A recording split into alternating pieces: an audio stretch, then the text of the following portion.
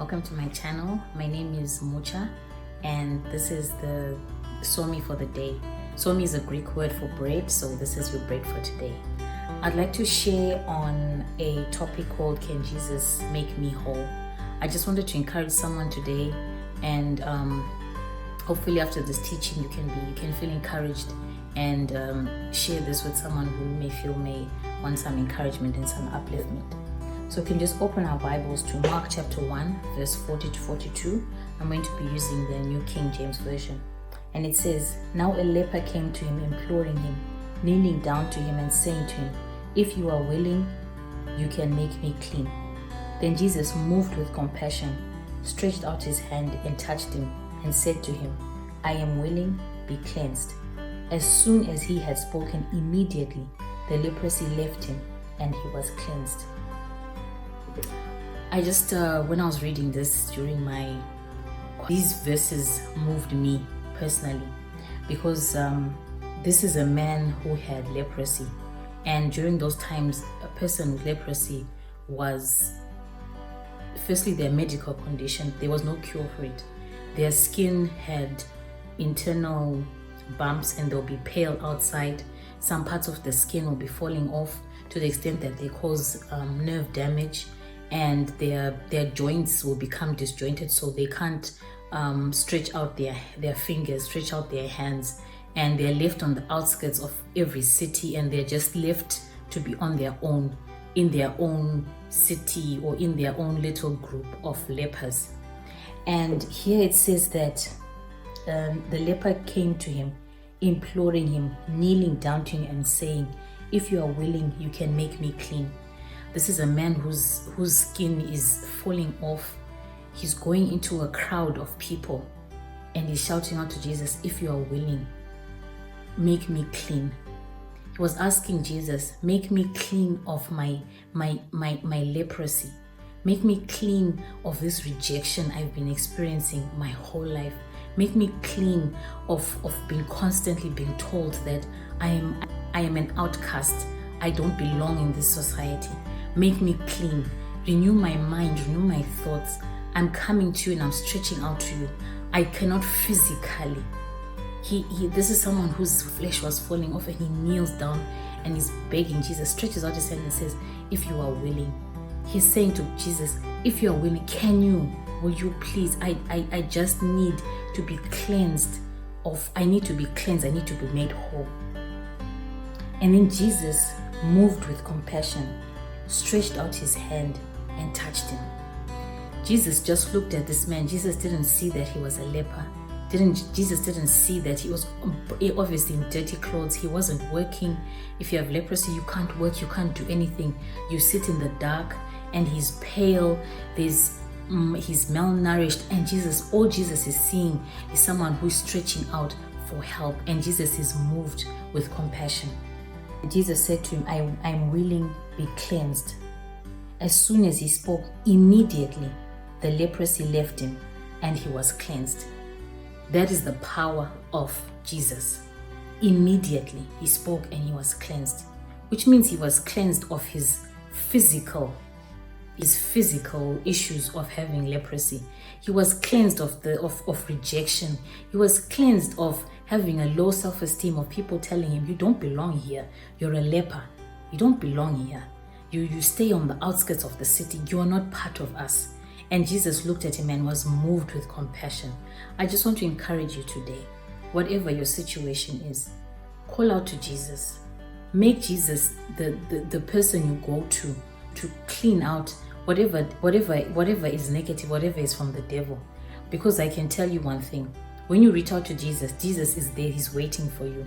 Go into time of prayer, cry out to God, cry out to Jesus and tell him that, Jesus, if you are willing, and Jesus is willing, there's nothing Jesus will not do for you. Jesus died on the cross for you. And in the word of God, it says in Isaiah, it says, by his stripes you were healed. All the whippings that he got, they were whippings for infirmity, every infirmity under the sun. Jesus died. Jesus was whipped so that you can be healed. And this is healing of the mind. This is healing of the soul. This is the healing of you as a person, healing physically. You can be cleansed out of any infirmity, of anything negative in your life that is not making you live the full purpose that God has put you here on this earth. And I just want to encourage you that you might be in a place whereby you may feel like, God, clean out this discouragement, clean out this rejection. You may be looking at yourself and right now you're not employed. Everyone around you is working, and you may feel that people are making progress, people are buying cars, people are doing this, and I'm still yet to get an interview. I'm still yet to be told we've accepted you into the organization, and people are failing to relate to you because they're on another level, and that causes you to have a low self-esteem. This is the time to be saying, Jesus, give me back my confidence, clean out my discouragement, clean out this feeling of rejection that every time you open your email and it's like, we regret to say thank you for your application, but we regret to say that you have not been accepted. Maybe try again next time. Or maybe they don't even respond. Or maybe when you do call, then immediately you get an email of rejection. Maybe you've been applying, getting to an institution of higher learning, and you've just been getting rejection letters. You qualify, but for some reason you're not. It's not happening. I just want to encourage you and just say that Jesus is willing to help you, to meet you at your point of need. Jesus cleans out everything. That is the whole point of his blood. That is the reason why Jesus came to die for you. In the word of God, it says that he knows the number of hairs on your head, every single one of them. That's how important you are to him. So if you just come to the Lord, tell Jesus that, go to him, find a scripture that's in relation to what issue you're going through, and say, God, this is your word. I believe in you. This is your word. Clean out this negative situation that I'm in. I don't want to be here. And remember God's word. God watches over his word to perform it. He can swear only by himself, and and if you tell God that in your word that you say, by his stripes I was healed.